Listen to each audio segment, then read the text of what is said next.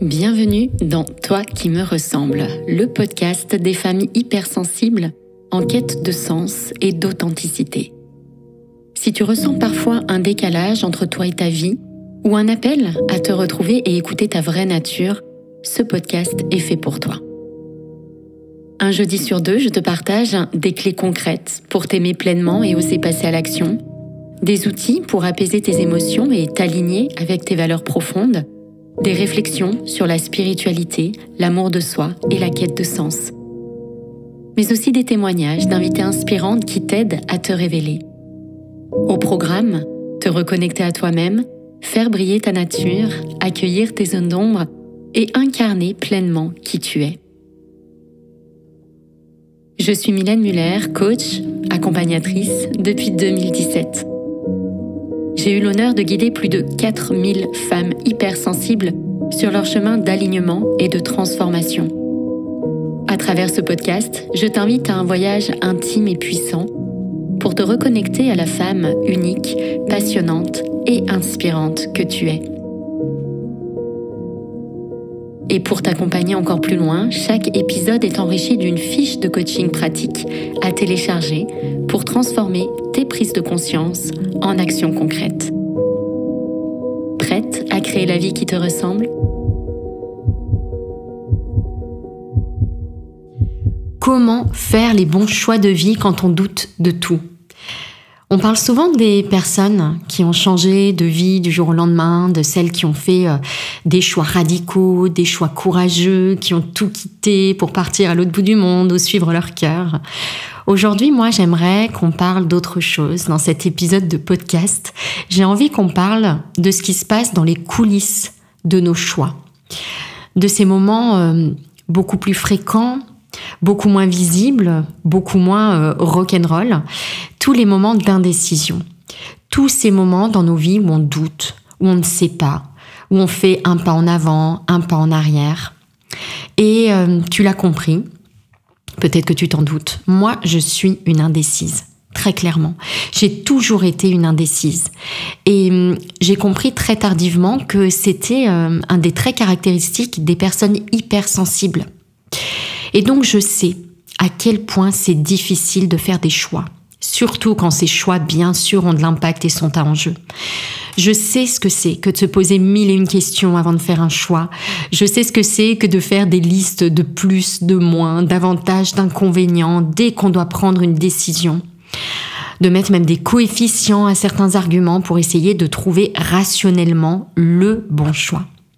Je sais ce que c'est que de sentir au fond de soi que quelque chose n'est pas aligné et pourtant de rester là, paralysé par tout un tas de choses. On va reparler des mécanismes de l'indécision, la peur de se tromper, mais il y a beaucoup d'autres choses qui se cachent derrière cette indécision, derrière ces pas en avant, ces pas en arrière. Moi, par exemple, j'ai mis 14 ans à changer de métier. 14 ans pendant lesquels je savais que ce n'était pas ma voie idéale, mais où chacune de mes tentatives de décision se noyait dans des oui, mais, dans des listes, dans des peurs, dans des doutes, dans des questions. Oui, mais si je regrette mon choix. Oui, mais si finalement c'est pas mieux ailleurs. Oui, mais quand même, j'ai de la stabilité aujourd'hui. Bref, je crois que si tu es toujours là et que tu écoutes cet épisode, eh bien, c'est que toi aussi, cette espèce de balancier intérieur, de danse intérieure, ça te parle. À toi, l'indécise hypersensible, eh bien cet épisode est pour toi. Si tu doutes tout le temps quand un choix important se présente, si tu es la reine des « je verrai demain » ou « je vais demander l'avis de mon mari, d'une amie, bref, de quelqu'un d'autre », si chaque option t'amène tout un tas de nouvelles questions au lieu de t'apporter des réponses, si tu fais des listes, tu réfléchis, tu calcules, mais tu as beaucoup de mal à passer à l'action, si tu as peur sans cesse de te tromper, de regretter, de gâcher ta chance, si tu dis souvent « oui mais » à toi-même, si tu es perfectionniste aussi, tu cherches le choix parfait et donc, en attendant de l'avoir trouvé, eh bien tu restes figé. Si tu as du coup cette sensation de fatigue mentale, comme si ton cerveau tournait beaucoup en boucle sans vraiment avancer. Peut-être que toi, comme moi, tu as passé des années à sentir que tu n'étais pas à ta juste place, sans réussir à franchir ce pas. Peut-être que tu rêves de clarté, de légèreté, de confiance intérieure, mais que tu te sens perdu face à toutes ces options. Je ne sais pas ce que je veux vraiment. Alors voici ce que j'aimerais te dire, et vraiment cet épisode est conçu, tourné pour toi, et tu l'as compris, un petit peu pour moi aussi. Déjà, ce que j'aimerais te dire, c'est que être indécise, ce n'est pas une faute, c'est une caractéristique, c'est un mélange de plein de choses. Une sensibilité, une profondeur, une capacité peut-être à avoir des nuances que d'autres ignorent. Mais, soyons très honnêtes là-dessus, je vais commencer par là. Cette indécision, elle a aussi un prix. Quand on reste trop longtemps bloqué dans nos hésitations, il se passe plein de choses, des choses subtiles, mais aussi des choses très puissantes en nous et autour de nous. Voici quelques pièges de l'indécision. Alors, je vais aborder ensuite dans cet épisode des clés pour reconnaître un bon choix, des outils pour faciliter la prise de décision. Je vais aussi te parler de l'illusion du bon choix. Et puis, je vais te proposer une ressource unique, un bonus exclusif et inédit que je viens juste de préparer pour toi et qui, j'espère, va beaucoup t'aider, notamment si tu es dans une indécision professionnelle. Alors, quels sont les pièges de l'indécision? Parce que cet épisode parle de tous nos choix de vie, tous les choix à enjeu qui nous font faire pendant longtemps de surplace. Parmi les pièges de l'indécision, d'abord, on reste enfermé dans une vie qui ne nous nourrit plus. À force de différer nos choix, parce qu'on a du mal à faire le bon choix, justement, eh bien on reste dans un métier, dans une relation, dans un cadre de vie qui ne nous correspond plus vraiment. Et qu'est-ce qui se passe progressivement? Petit à petit, on s'éteint à l'intérieur, sans même s'en rendre compte. Moi, par exemple, qui suis restée pendant 14 ans dans un métier qui ne me nourrissait pas, juste parce que je n'arrivais pas à trancher. Autre piège de l'indécision, mais c'est qu'on ne respecte pas nos besoins, ne respecte pas nos valeurs profondes. En ne choisissant pas, on laisse la vie choisir pour nous, et parfois, souvent, ce n'est pas au service de notre épanouissement. C'est au service de besoins, au service de peur, le confort, la sécurité, ou peut-être ce qui fait bien aux yeux des autres, mais pas au service de ce qui nous anime profondément. Et je vais vraiment revenir sur les critères essentiels d'un bon choix, un peu plus loin dans cet épisode. Écoute bien. Autre piège de l'indécision, on accumule des regrets, on accumule de la culpabilité. J'ai accompagné il y a quelque temps une femme de 65 ans, un petit peu plus de 65 ans, qui me disait ceci. Elle me disait, moi je vois bien que par rapport aux autres femmes présentes dans ce programme, c'était le programme Expérience en l'occurrence, eh bien j'ajoute à cela un autre boulet, c'est le boulet des années qui se sont écoulées, le boulet des regrets, le poids de la culpabilité. À force de repousser nos élans, il y a une forme de tristesse, de lourdeur qui s'installe. On se reproche de plus en plus intérieurement de ne pas avoir osé, pas assez tôt, pas assez fort, pas dans une direction du cœur. Et donc chaque choix qu'on reporte, ça devient un petit poids qu'on porte en plus dans notre cœur. Je dis souvent que choisir c'est difficile, mais en réalité ne pas choisir c'est encore pire, parce qu'on laisse s'installer cette lourdeur petit à petit. Et puis autre piège de l'indécision, autre conséquence, on abîme notre confiance en nous. Parce que ne pas décider, ne pas oser, c'est aussi envoyer ce message à soi-même. Je ne suis pas capable. Je n'y arrive pas. Ça ne marche pas avec moi. Je ne sais pas ce qui est bon pour moi. Et à force, eh bien même ces petites décisions du quotidien, ça devient des montagnes à gravir, de plus en plus dures, avec une confiance en nous qui est de moins en moins grande. Et puis bien sûr, autre piège, autre conséquence de cette indécision, on nourrit une forme d'anxiété, une forme de doute permanent. Plus on retarde l'action, plus le mental s'emballe. Plus on pense, moins on agit, plus on pense, plus on ressasse, plus on rumine. Et ça commence à créer une sorte de cercle vicieux où il y a de plus en plus de peur, de plus en plus de doutes, de plus en plus de questions qui finissent vraiment par bloquer notre envie d'avancer. Alors rester figé trop longtemps, tu l'as compris, ça peut vraiment au fil du temps nous voler quelque chose de précieux, cette capacité à vivre pleinement en ouvrant devant soi le champ des possibles. Mais, il y a un mais. La bonne nouvelle, c'est qu'il existe des chemins pour sortir de cette paralysie, sans violence, sans pression. Oui, on peut avancer, se construire, évoluer, tout en passant parfois du temps à choisir.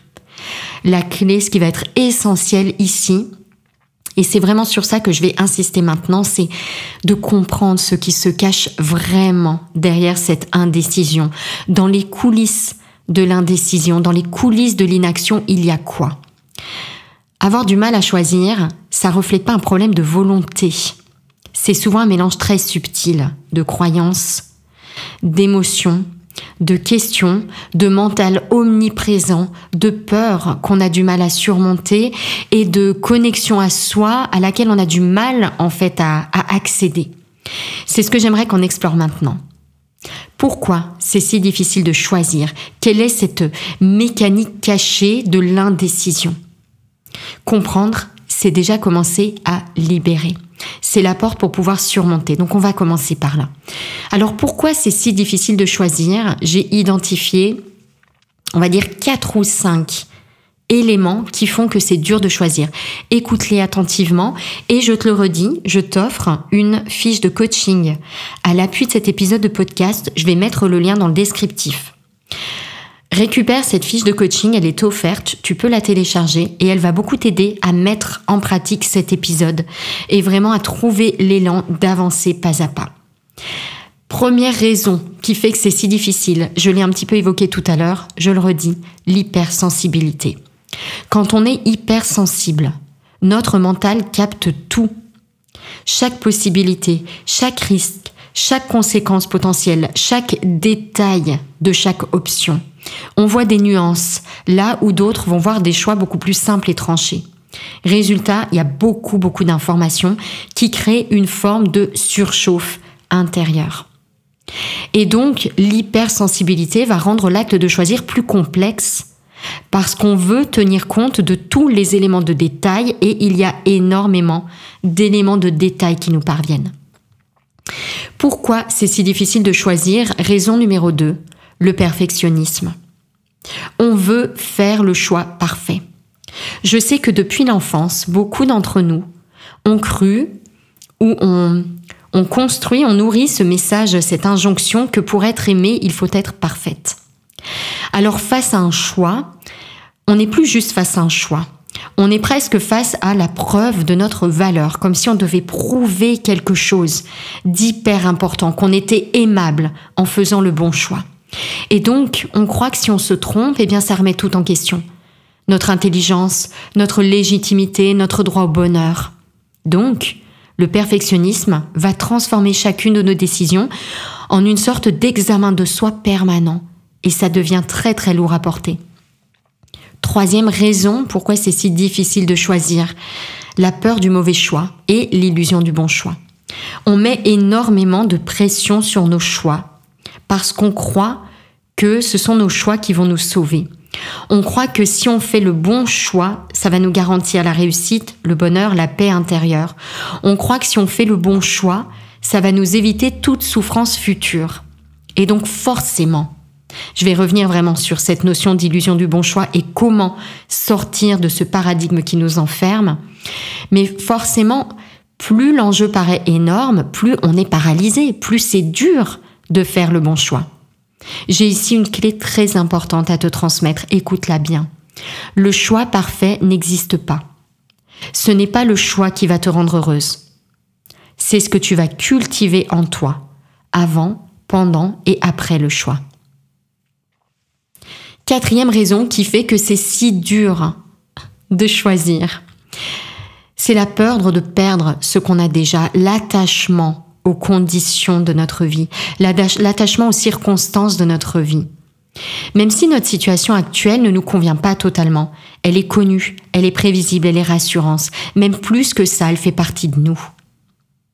C'est comme si, dans ce choix, on devait lâcher une partie de nous-mêmes. Changer, ça suppose de lâcher des certitudes, de lâcher une forme de connu, de lâcher une partie de notre identité, d'accepter l'inconnu. Or, bien sûr, notre mental préfère rester dans un confort, dans un inconfort connu, que d'affronter l'inconnu, même s'il y a du confort derrière cet inconnu. L'attachement à cette zone de confort nous empêche parfois de suivre notre élan. Cinquième raison aussi, elle est peut-être un peu plus subtile, mais elle est bien présente. La peur d'être seul dans son choix. La peur d'être isolé si on fait le mauvais choix. Quand on choisit, on quitte une forme de connu et donc par là même on prend le risque de décevoir, de s'éloigner, d'être incomprise peut-être par nos proches. Je sais qu'il y a beaucoup d'indécises, je le vois par exemple quand il y a un choix à faire, par exemple s'engager dans un programme comme celui que je propose, Expérience, ou comme mon programme Bilan de compétences. Je sais que souvent, les femmes consultent leur entourage plusieurs fois. Elles demandent à leur mari, elles demandent à leurs proches pour obtenir une forme de validation extérieure. Je sais que moi-même, quand j'ai fait mon choix de reconversion il y a 10 ans maintenant, eh bien, je sais que j'avais vraiment besoin d'une validation extérieure que j'ai eu beaucoup de mal à trouver d'ailleurs, ce qui a rendu ma transition très difficile, très pénible. Le vrai choix, c'est un acte intérieur. Et cela demande parfois d'accepter d'être seul face à soi-même. On va en reparler de ces peurs. Bref, ce que j'aimerais vraiment introduire ici déjà, c'est que si tu comprends mieux ces différents éléments, donc je t'invite vraiment à les écouter et puis à évaluer à quel point ça te ressemble. Si tu comprends mieux ce qui se cache derrière la peur de choisir, eh bien ça va être plus facile pour toi d'avancer. Choisir, ce n'est pas cocher une case, il n'y a pas la bonne, la mauvaise. C'est oser être responsable de son chemin, même sans garantie absolue. Si tu comprends ces mécanismes, l'hypersensibilité, le perfectionnisme, les différentes peurs que j'ai évoquées, tu vas pouvoir commencer à choisir autrement. Pas depuis la peur, mais depuis un espace de conscience et de confiance que tu vas apprendre à cultiver. Maintenant, tu comprends mieux pourquoi choisir est si difficile. J'aimerais t'inviter à faire un vrai changement de regard. J'ai parlé de cette illusion du bon choix. Je vais en reparler ici. Ce changement de regard, il va transformer ta vie intérieure, ta vie autour de toi, ta façon de choisir pour toujours. Écoute bien cette partie, l'illusion du bon choix. Pendant longtemps, on nous a fait croire, ou bien est-ce que c'est notre confusion, l'ego, le fait de s'associer à notre mental? Eh bien, on croit qu'il y a des bons et des mauvais choix. On croit que réussir sa vie, ça dépend de prendre la bonne décision au bon moment, dans le bon contexte. Alors, on se met à chercher la décision parfaite, la décision magique, celle qui nous garantira enfin d'être heureuse, épanouie, en paix pour le reste de notre vie. Et je sais que même si tu dis non, c'est un petit peu ce que tu recherches au fond. Et je sais que moi-même, même si je dis non, c'est quelque chose que j'ai beaucoup recherché. Il y a une chose essentielle que j'ai compris au fil de mon chemin. Ce n'est pas le choix qui nous rend heureuses. C'est l'espace intérieur depuis lequel on choisit, depuis lequel on est. Si tu choisis depuis la peur, l'angoisse, l'urgence, l'attente désespérée, même un bon, entre guillemets, choix te laissera vide, inquiète, avec de la peur, de l'angoisse, de l'urgence, de l'attente. Si tu choisis depuis la paix intérieure, depuis l'amour, depuis la confiance, alors même un entre guillemets, mauvais choix, t'apportera croissance, joie, transformation et donc paix, amour, confiance. Bref, j'aimerais vraiment t'inviter ici à renverser ce paradigme. La vraie clé, ce n'est pas « je choisis, puis je suis heureuse ». La vraie clé, c'est « je suis heureuse, puis je choisis depuis cet espace ». Ce que tu recherches au-delà de ton choix. Je t'invite vraiment à faire un pas de côté et à regarder au-delà de ton choix. Ce que tu recherches, c'est de ressentir cette paix, cette joie, cet amour. Et le message que je veux transmettre, c'est que cette paix, cet espace, cette joie, cet amour, ils sont déjà disponibles ici maintenant. Même si ton mental te dit que non, tu dois attendre d'avoir fait le bon choix pour pouvoir ressentir cela. Même s'il essaie de te faire croire que le bonheur c'est plus tard, c'est ailleurs. En réalité, tout de suite, ici et maintenant, tu as accès à l'essentiel. Ton essence profonde, elle n'a besoin d'aucun choix pour s'exprimer, pour renaître, pour être, pour vibrer. Ça, c'est vraiment quelque chose que j'aimerais que tu imprimes dans tes cellules maintenant. À partir de cet espace, libéré des attentes, de cet espace plus libre, plus serein, plein de joie, plein d'amour, parce que la vie, elle s'offre à toi tout de suite et maintenant. Alors là, j'aimerais qu'on regarde ensemble, depuis cet espace, comment on va reconnaître un bon choix. Comment savoir si un choix est juste pour toi? Pas en cherchant la perfection, pas en cherchant la garantie absolue qu'il va te rendre heureuse pour le reste de ta vie, ce qui n'arrivera pas, ce que ce choix ne peut pas t'offrir, mais en venant écouter quelques repères précieux, simples, concrets, qui vont te permettre d'identifier si un choix est juste, si un choix est bon pour toi en cet instant. Voici les critères d'un bon choix.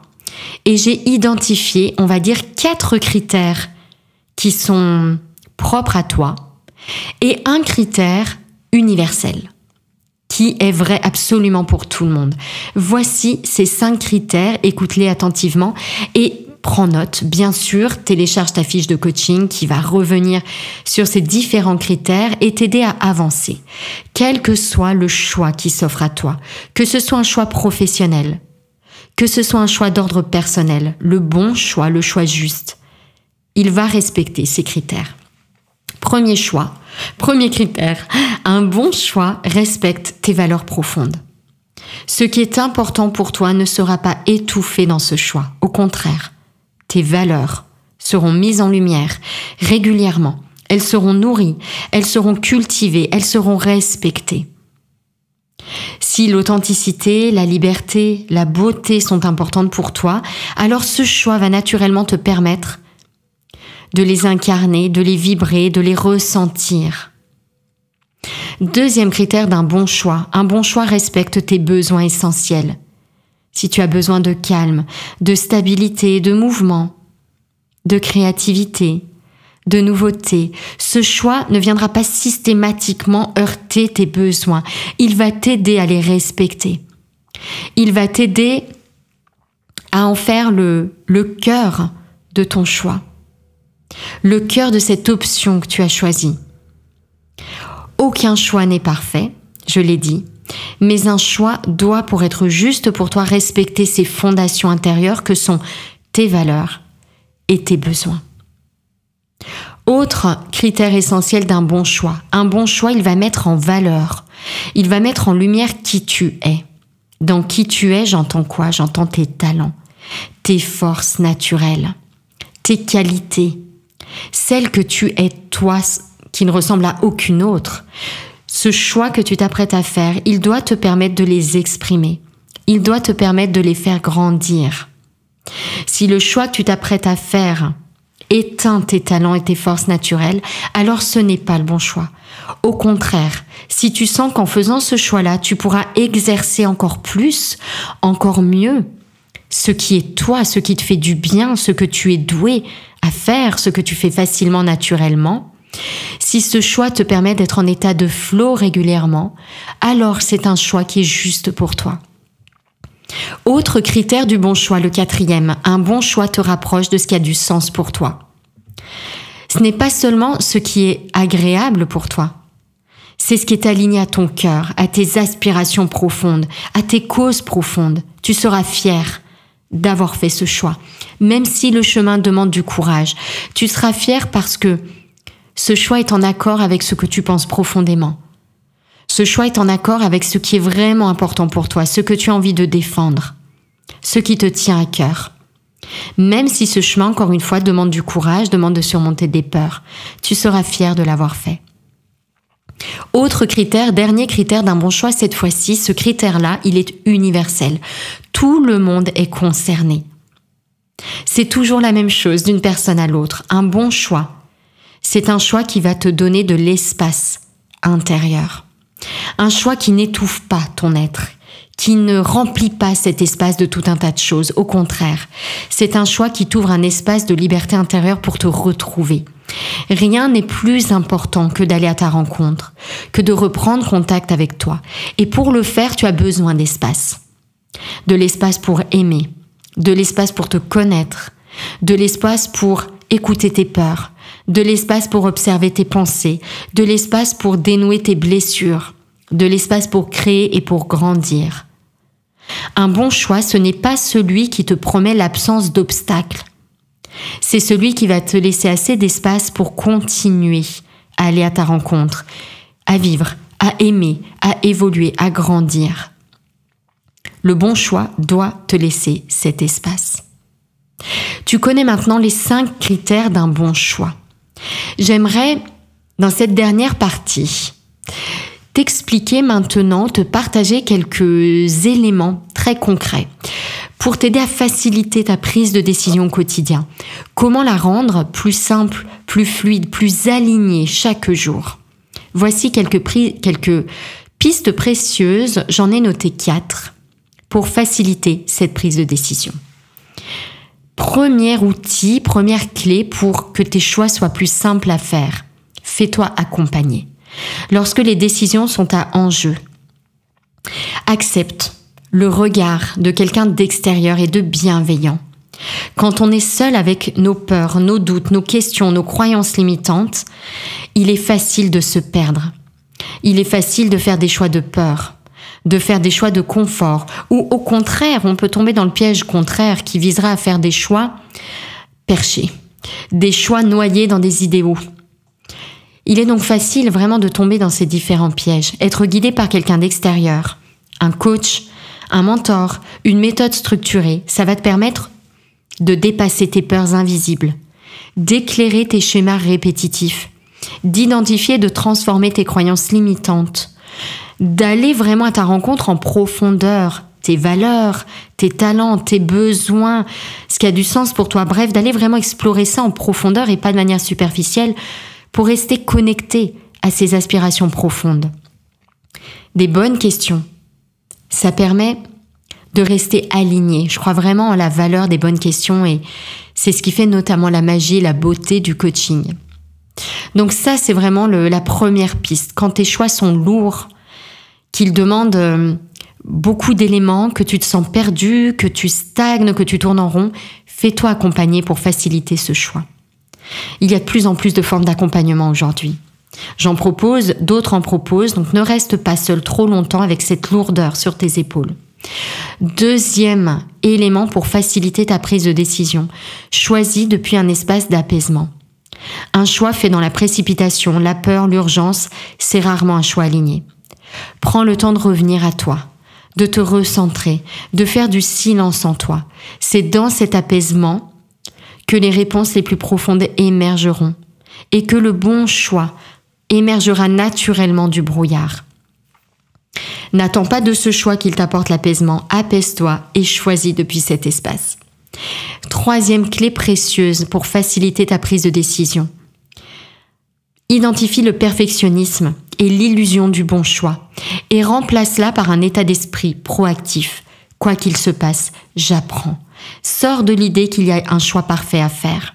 Chaque décision est une expérience. Soit je réussis, soit j'apprends. Chaque expérience va t'enseigner quelque chose de précieux sur toi-même. Ce n'est pas la réussite immédiate qui est essentielle. Ce n'est pas la conséquence de ton choix, la destination de ton choix qui est essentielle. C'est le chemin, le processus, le chemin de connaissance de soi que ce choix t'aide à parcourir. Quatrième clé précieuse pour faciliter ton choix. Eh bien, nourris ta confiance intérieure. Plus tu te connais, plus tu essayes, plus tu échoues, plus tu apprends. Plus tu vas pouvoir te relier à tes ressources profondes. Plus tu vas renverser un petit peu cette confiance en toi plombée. Plus tu vas savoir que quoi qu'il arrive, tu as en toi les capacités. Tu as en toi les ressources. Et ça va t'apporter énormément de confiance. Je dis souvent, n'attends pas d'avoir confiance en toi pour agir. Agis, choisis et tu auras confiance en toi. Et justement, si tu ressens aujourd'hui l'appel à aller plus loin dans ces prises de décision, dans cette exploration intérieure, si tu sens que tu arrives à un carrefour de ta vie professionnelle, où tu sens que tu dois faire un choix plus aligné avec toi, mais où tu tournes en rond parce que prendre ta décision, ça t'est difficile, parce que tu as du mal à choisir entre toutes les options, parce que tu ne sais pas ce que tu veux. Alors j'ai un cadeau pour toi. Je viens de créer une conférence offerte, complète, ultra concrète, spécialement pour toi. Elle s'intitule « Trouvez enfin votre métier aligné en 5 étapes plus un ingrédient magique. Alors si tu es face à une grande décision professionnelle que tu n'arrives pas à prendre, je te propose dans cette conférence un chemin pour apprendre à faire le bon choix. Un chemin où je vais te partager tout ce que j'aurais aimé savoir au moment où moi aussi je doutais, j'hésitais, je cherchais des réponses. Je te l'ai dit, pendant 14 ans, j'ai tourné en rond dans un métier dont je ne savais qu'il n'était pas vraiment fait pour moi, mais où simplement je ne savais pas comment m'y prendre, par où commencer et comment trouver une nouvelle voie qui me corresponde vraiment. Cette conférence, elle est offerte, elle est inédite, elle est exclusive. Je vais te mettre un lien dans le descriptif pour t'inscrire, pour la rejoindre maintenant. Et je te le dis encore, elle a énormément de valeur, de pépites et de clarté à t'apporter pour faciliter ce choix si essentiel qu'est le choix de ta vie professionnelle. Merci beaucoup pour ton écoute, pour ta présence. Merci pour ta fidélité aussi à ce podcast, toi qui me ressemble, qui a un peu plus de 3 ans maintenant. Je te donne rendez-vous dans cette conférence. Trouve ton métier aligné en 5 étapes, plus un ingrédient magique. Je te donne rendez-vous dans ta fiche de coaching qui est également présente dans le descriptif de cet épisode. Et puis je te donne rendez-vous dans 15 jours pour une nouvelle thématique passionnante à explorer ensemble. Merci d'avoir écouté ce podcast jusqu'au bout. J'espère qu'il t'a inspiré, touché et donné des clés pour tracer ton propre chemin. Si c'est le cas, voici comment tu peux soutenir toi qui me ressemble et m'aider à faire grandir cette belle communauté. Abonne-toi au podcast sur ta plateforme préférée pour ne manquer aucun épisode. Partage-le autour de toi ou sur tes réseaux. Laisse-moi 5 étoiles et un commentaire pour me dire ce que tu as aimé. Ça compte énormément et aide beaucoup d'autres femmes comme toi à découvrir le podcast. On se retrouve dans 2 semaines pour le prochain épisode et d'ici là, prends soin de toi.